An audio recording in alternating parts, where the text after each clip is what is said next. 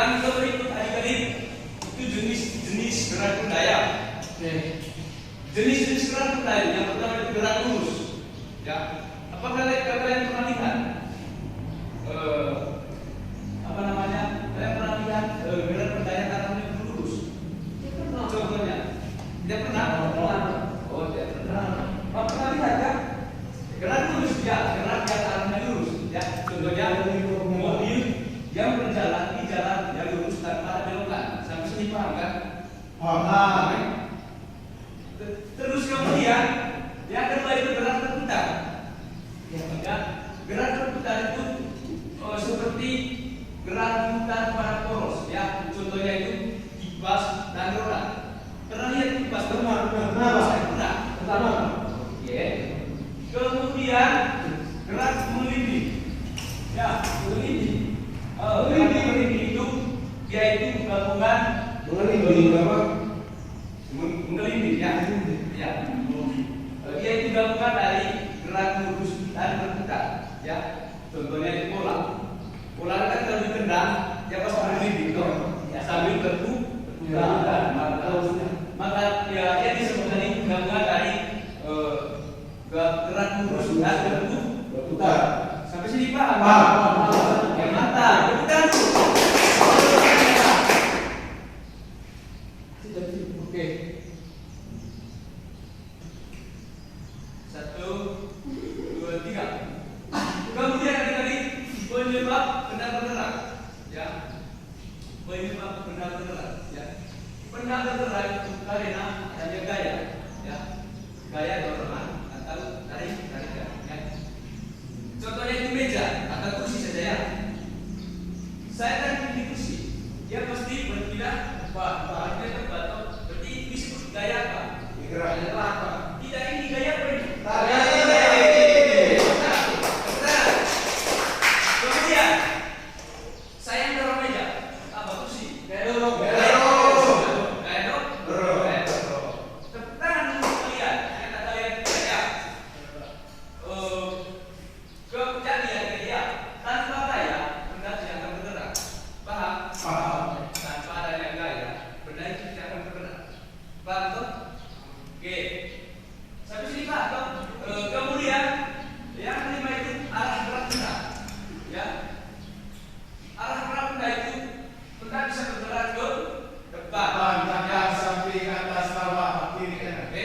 Jadi tergantung gaya yang kita berikan ya. Kalau kita mau memberikan gaya ke atas, berarti benda itu bisa bergerak ke atas ya. Kalau satu pakai terbalik pun. Ya. Kalau satu pakai terbalik.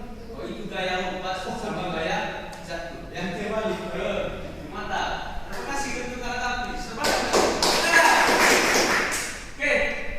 Kemudian yang berikut itu kecepatan gerak benda ya.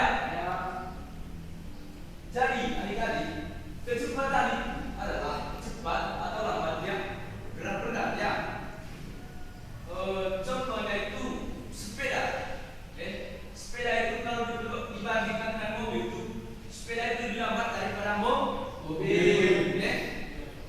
Kemudian mobil dibandingkan dengan pesawat itu, pesawat lebih cepat daripada mobil. Ya, jadi iya. Ya, sampai sini paham toh? Pak, malah sama kata pesawat. Tidak ada. Ya, tidak ada sama sekali. Kalau menurut itu kata apa namanya? Ada goyang pesawat. Pesawat terkira ini apa ini? Iya, cepat ya sekali. Mantap memang ya. Memang pesawat jalan tidak. Dia ada. Oke, dia. Jadi intinya kalian sekali kita masuk ke materi selanjutnya itu yaitu manfaat mempelajari gerak benda ya. Yang pertama itu kalian pastinya memahami gerak benda toh? Ya kan? Kalian sudah paham tadi toh? Oke, kemudian membantu aktivitas sehari-hari. Yang berikut digunakan alat transportasi. Dan yang berikut mempermudah pekerjaan. Ya, contoh dalam kehidupan sehari-harinya itu terkait materi ini tadi. Kalian pasti pernah bermain bola toh? Kemudian naik sepeda. Ya toh? Oke,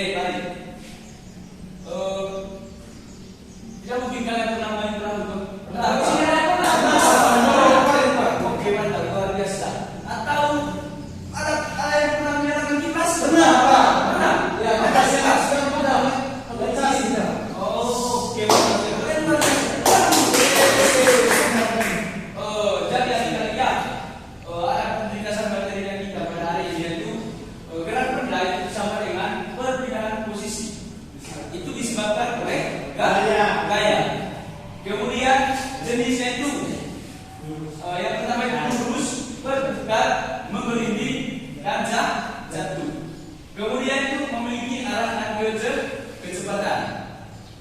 Kemudian yang berikut ada dalam kehidupan sehari-hari ya. Itu tadi materi tentang gerak suka kita pada hari ini.